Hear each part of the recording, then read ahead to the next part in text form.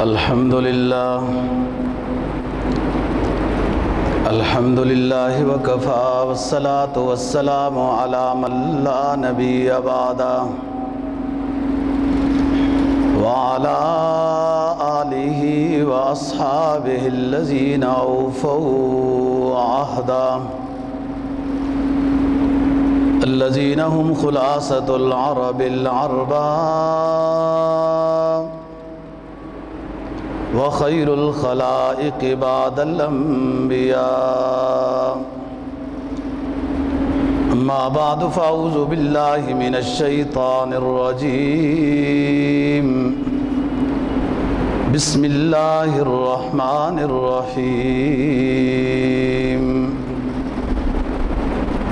وبشرناه بإسحاق نبيا من الصالحين قال النبي صلى الله عليه وسلم كريم ابن كريم ابن كريم ابن كريم صدق الله العظيم وصدق رسوله النبي الأمي الكريم ونحن على ذلك لمن الشاهدين والشاكرين والحمد لله رب العالمين۔ سورہ صافات 23ویں پارے کی ایک آیت کریمہ اور جناب نبی پاک صلی اللہ علیہ وسلم کا ایک ارشاد تلاوت کیا ہے، جس کے اندر حضرت اسحاق علیہ السلام کی فضیلت اور نبوت کا ذکر ہے۔ فرمایا ہم نے حضرت ابراہیم علیہ السلام کو اسحاق بیٹے کی بشارت عطا کی کہ وہ نبی بھی ہوں گے اور نیک لوگوں میں سے ہوں گے۔ جناب نبی پاک صلی اللہ علیہ وسلم نے ارشاد فرمایا کہ حضرت یوسف علیہ السلام ایسے پیغمبر ہیں کہ جو مسلسل 4 پیغمبروں کے نسل سے بالترتیب آئے ہیں۔ فرمایا کریم ابنو کریم ابنو کریم ابنو کریم۔ یوسف علیہ السلام بھی پیغمبر ہیں جو بیٹے ہیں یعقوب علیہ السلام کے، یعقوب علیہ السلام بھی پیغمبر ہیں جو بیٹے ہیں اسحاق علیہ السلام کے، اور اسحاق علیہ السلام بھی پیغمبر ہیں جو بیٹے ہیں ابراہیم علیہ السلام کے۔ تو فرمایا وبشرناہ باسحاق نبیا من الصالحین۔ حضرت ابراہیم علیہ السلام کو 100 سال کی عمر میں اللہ تعالیٰ نے حضرت سارہ رضی اللہ تعالی عنہا سے حضرت اسحاق علیہ السلام عطا کیے ہیں، بیٹا دیا ہے۔ اور یہ 14 سال چھوٹے ہیں حضرت اسحاق اپنے بھائی حضرت اسماعیل علیہ السلام سے۔ اللہ تعالیٰ نے حضرت اسحاق علیہ السلام کو بھی نبی بنایا، اور مزید یہ کہ کثیر العیال بنایا، اور ان کے سلسلہ نسل سے سب سے زیادہ انبیاء علیہ السلام کو بھیجا ہے۔ ویسے تو حضرت ابراہیم علیہ السلام کے سلسلے سے 14,000 انبیاء علیہ السلام آئے، لیکن صرف حضرت اسحاق علیہ السلام سے 1,000 انبیاء علیہ السلام آئے ہیں، جن میں سب سے پہلے اسحاق علیہ السلام کے بعد جن میں سب سے پہلے نبی حضرت یعقوب علیہ السلام ہیں، اور اس سلسلے کے سب سے آخری نبی حضرت عیسیٰ علیہ السلام ہیں۔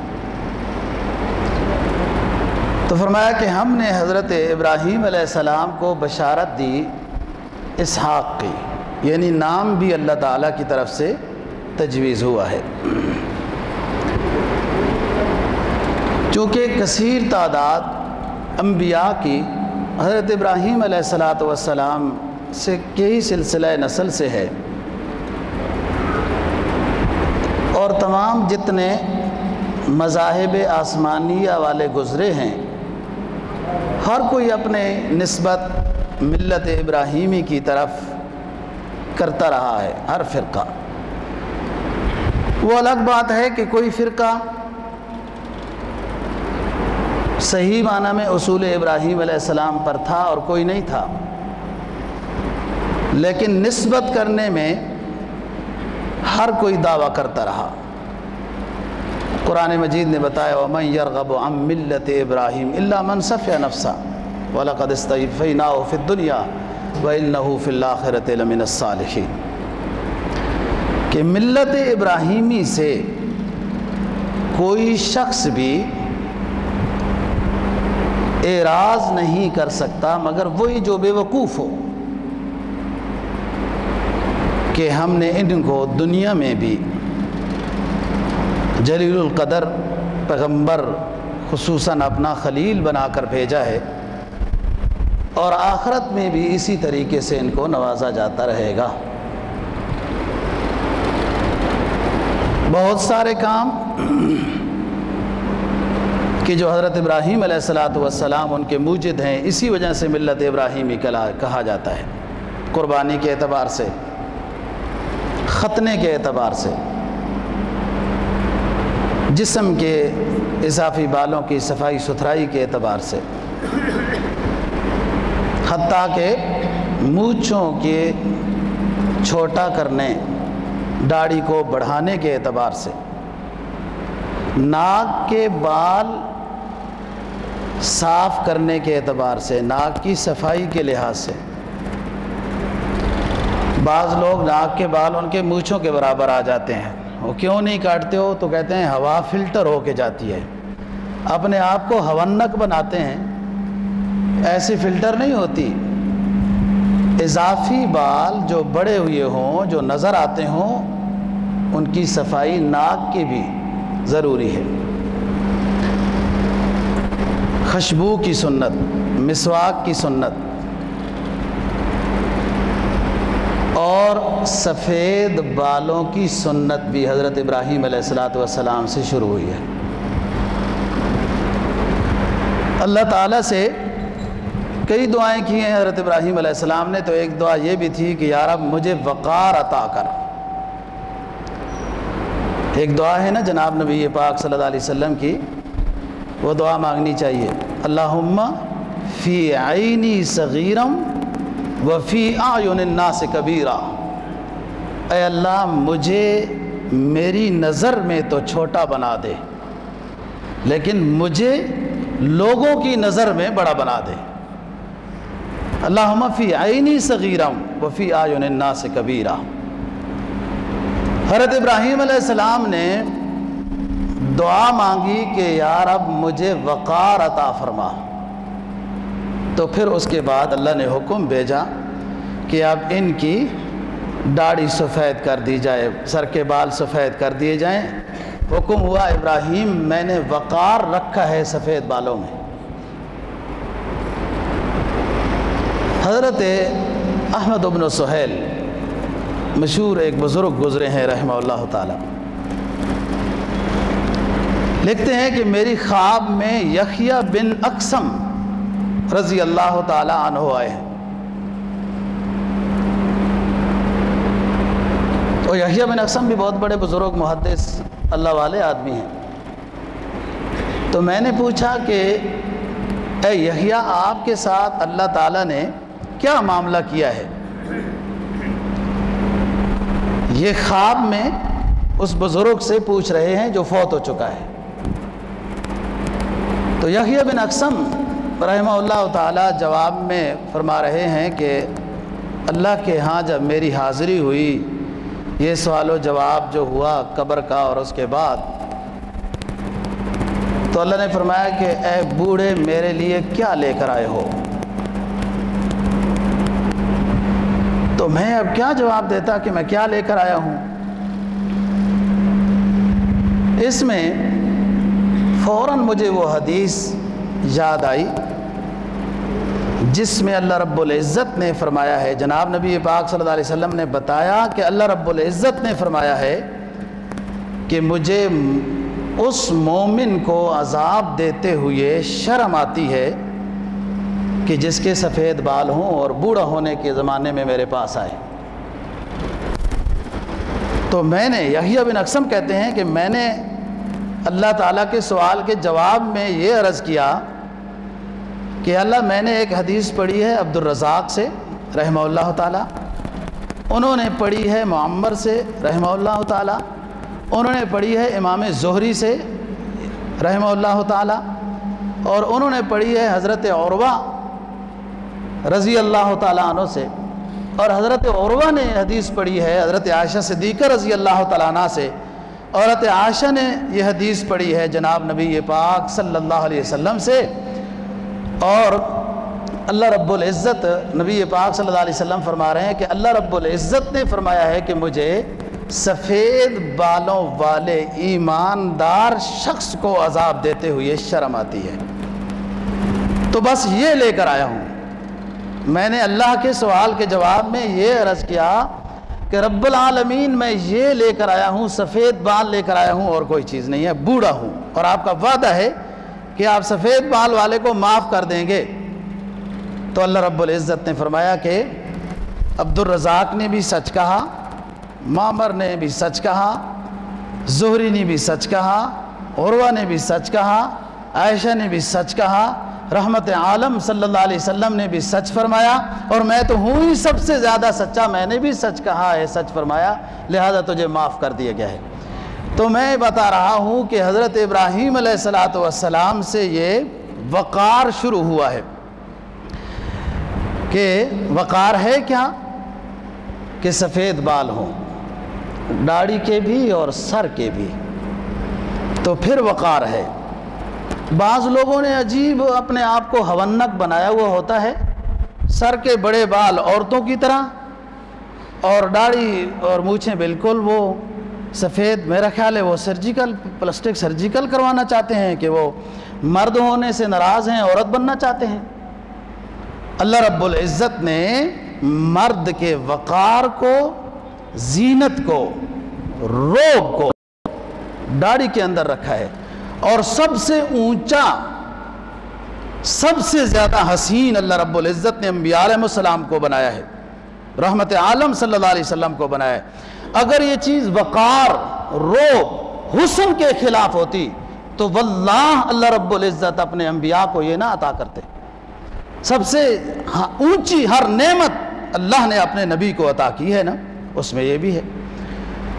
تو فرمایا وَبَشَّرْنَاهُ بِإِسْحَاقَ نَبِيًّا مِّنَ الصَّالِحِينَ، ہم نے حضرت ابراہیم علیہ السلام کو ان کے بیٹے اسحاق علیہ السلام کی بشارت عطا کی، اور فرمایا کہ اس کو بھی نبی بنائیں گے، نیک لوگوں میں سے ہوں گے۔ حضرت اسحاق علیہ السلام اپنے والد کی خدمت میں مصروف رہے،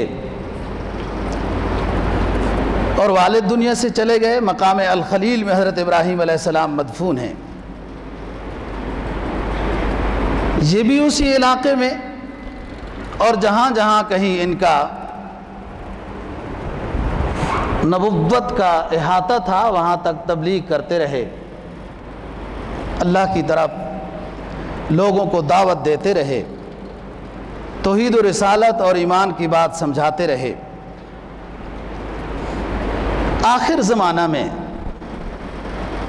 حضرت اسحاق علیہ السلام جب بوڑھے ہوئے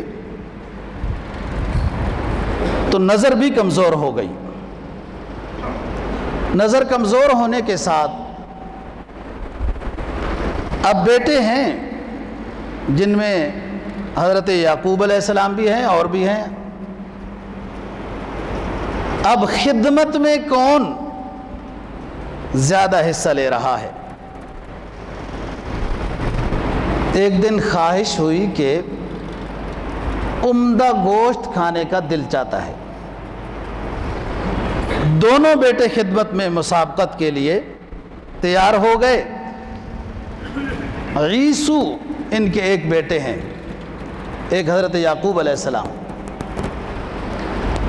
یعقوب علیہ السلام نے اپنے مویشیاں جو تھیں ان میں سے دمبے کو ذبح کر کے بھون کے والد کے سامنے پیش کیا ہے. اور عیسو نے یہ سوچا کہ عمدہ تو پھر شکار کا جانور ہے. وہ شکار کرنے چلے گئے، شکار ہو بھی گیا، پھر اس کے بعد وہ بھون کر لے بھی آئے، لیکن مسابقت کر گئے تھے خدمت میں حضرت یعقوب علیہ السلام. وہ نابینے تھے اسحاق علیہ السلام. تو پھر بیٹے کو گلے لگایا. خدمت سے جب خوش ہوئے تو پھر اپنے بیٹے کو گلے لگایا اور 3 دعائیں دیں. حضرت اسحاق علیہ السلام نے اپنے بیٹے حضرت یعقوب علیہ السلام کو 3 دعائیں دیں کہ اللہ آپ کو بابرکت بنائے، آپ کی اولاد بھی بابرکت بنائے اور کثیر عطا کرے، اور زمین کی وسعتیں بھی آپ کو عطا کرے. تھوڑی دیر بعد دوسرا بھائی شکار کا گوشت بھون کر لے آیا. تو کہا یہ کیا بات ہے، میں تو پہلے کھا چکا ہوں، آپ کون ہو؟ تو بتایا کہ میں بھی آپ کا بیٹا ہوں، فلاں نام ہے. کہا وہ تو ہو چکا ہے، وہ دعا بھی ہو گئی، وہ خدمت بھی ہو گئی. تو یہ رونے لگ گئے کہ ابو جی میں بھی تو آپ کے لیے ایک عمدہ چیز لانے کے بارے میں فکر مند تھا، تو اس عمدہ میں تاخیر ہو گئی ہے. جب طلب صادق ہو تو دوبارہ جلا پیدا ہو جاتا ہے. حضرت ابراہیم علیہ السلام نے پھر ان کے لیے بھی دعا کی ہے. والد کی دعا حدیث میں جناب نبی پاک صلی اللہ علیہ وسلم کا فرمان ہے نا، والد کی دعا، والدین کی دعا، بعض حدیث میں صرف والد کی دعا، کہ جب وہ خوش ہو جائے اور وہ دعا خوشی کی شکل میں والد جس بیٹے کے لیے وہ کر دے، وہ بیٹا دنیا آخرت میں نوازا جاتا ہے.